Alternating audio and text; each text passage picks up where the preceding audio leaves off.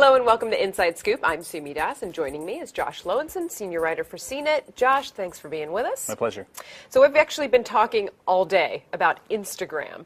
Basically, they've backtracked here, right? They changed their policies, and now they're saying, no, that's not what we're going to do after all. Sure. So the controversy yesterday was all about who owns your photos and where those photos are showing up.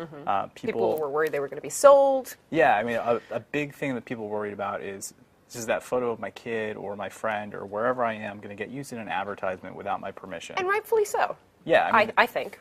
We are in the world of Twitter and Facebook and Instagram where we're putting out content and other companies are making money off it. So this is a classic case where something like photos, which can be a really lucrative industry for photographers, but also a big privacy issue for people like parents, kind of converge. So it's this perfect storm. Okay, so everybody was up in arms, and then just this afternoon on Tuesday, what happened? Kevin Systrom issued a blog post, and Sure. it said? I mean, this is a co-founder of Instagram basically saying, just kidding, we're going to make some changes.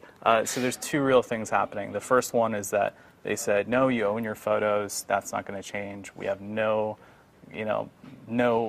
big grand ideas of selling these photos as a stock service.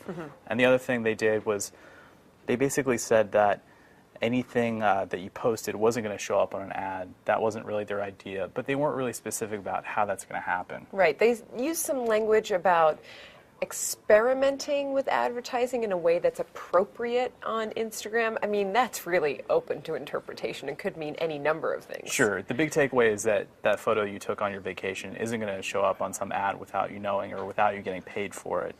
But they did kind of hint that there would be a way for someone like a celebrity or a brand to kind of get their photos in front of more people and more users.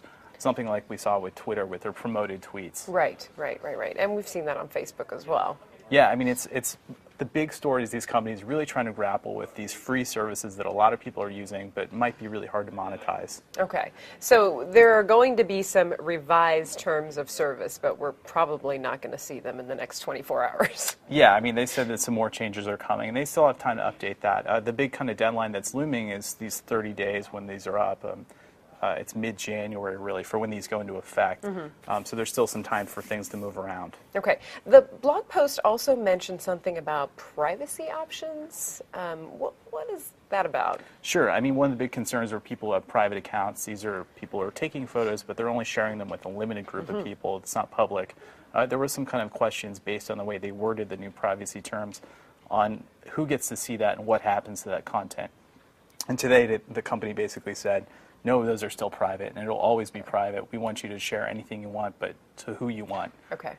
So that was basically another reassurance. Yeah. I mean, the whole thing about this letter was them saying, you know what, legal terms are sticky.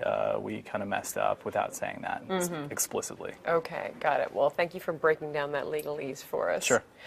For Inside Scoop, I'm Sumi Das. See you next time.